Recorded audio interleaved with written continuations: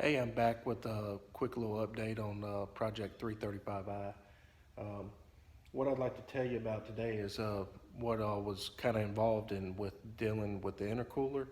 What I'd like to do is come over here and show you a comparison of the two intercoolers between the stock and the aftermarket intercooler. This should lower IAT so you can run a little bit more boost. Actually, a lot more boost. I'm going to try to run about 11 or 12 pounds more boost over stock. But as you can see here, we have your stock intercooler, which is very small. It's efficient for what it's intended for, the low boost levels. Here you have the aftermarket intercooler. It's setting up on styrofoam, so it's not taller, it's about twice the capacity of what the stock intercooler is. It has freer flowing fins to cool the air a little more efficient. It should suffice for what I'm doing. If I ever wanted to upgrade even further, let's say like to a single turbo, which I highly doubt. I mean, if I wanted to go that far, I'd get me a V8 and turbocharge it. I think I want to stick with the little inline six and just kind of keep it around the 500 horsepower mark, which should be sufficient. I mean, I'm not going to be doing any drag racing. Maybe a little road coursing or something. I don't know. We'll just see what time gives. But down here this morning, I've had to sit here and cut the front plastic just so the intercooler would fit, because you've got a lot more depth to the intercooler. The factory intercooler kind of set in, you know, even with this here. I had to cut right here and cut here. I tried to do it as best as I could. You can see over here, because the new intercooler is going to come out to about this area here, which is right there with the bumper.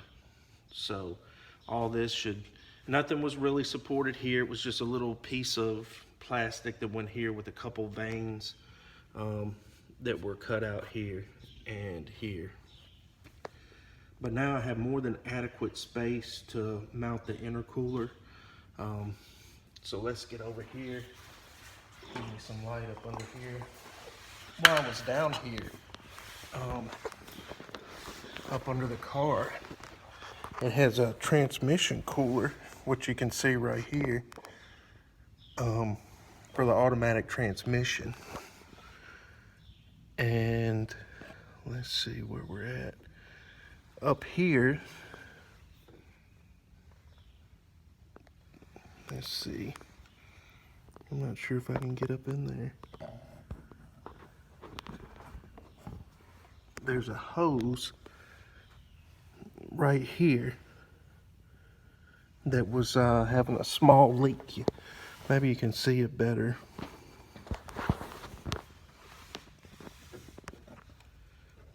Okay, yeah, right there. It had a little bit of water seeping from it, so BMW is proud of that little hose right there. It's $44, but it just had enough water to kind of just make it damp around the connector. I said, if I've got it torn apart, I'm gonna go ahead and replace it just to keep any future problems down. Other than that, everything looks good under the car. I mean, it's only got like 38,000 miles, so I think we should be good on everything else. I don't see any major leaks other than that. Here's the outlet pipe right here from the turbos, which is going to be upgraded with the bigger hose so it flows more air. So basically what goes on is your turbos are right up there. You got two turbos, they tee into this one fitting here, and they come down, go into the intercooler, which would be mounted here. So it goes in and out the intercooler and then up.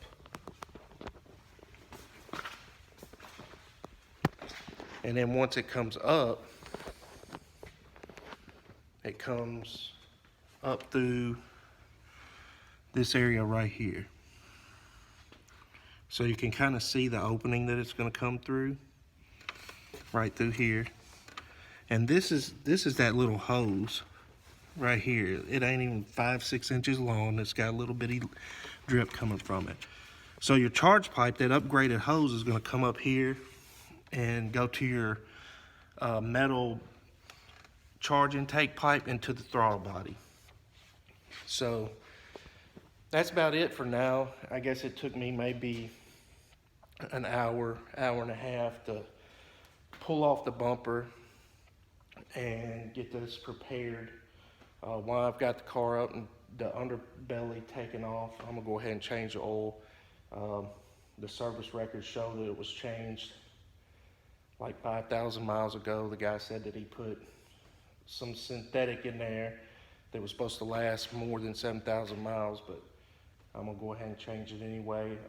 Flush the radiator while I'm at it. I don't see any records of the radiator being flushed, which it probably doesn't need it considering the mileage, but except I gotta change the hose anyway, I'm gonna do it. But that's about it for now. I mean, that's gonna be the next process. I'm kinda at a dead standstill until I get the hose that needs to be repaired. So I've got everything prepared. I'm gonna go ahead and order the oil filter, get that stuff changed, drain the radiator, have it prepared for when that hose does come in, and slap it all back together. So I did take out the fan too. Really, it's not been that hard. BM uses these quick connectors and stuff like that. You can kind of see right here on the radiator hose, they actually snap on with this little clip here. You pull it out and the O-ring inside. See, I'm thinking that O-ring down there must be seeping a little bit, but it is tight and confounded. It's tight, but I mean, it's just nothing that a little patience won't take care of. But y'all take care. That's the update for now. See you later.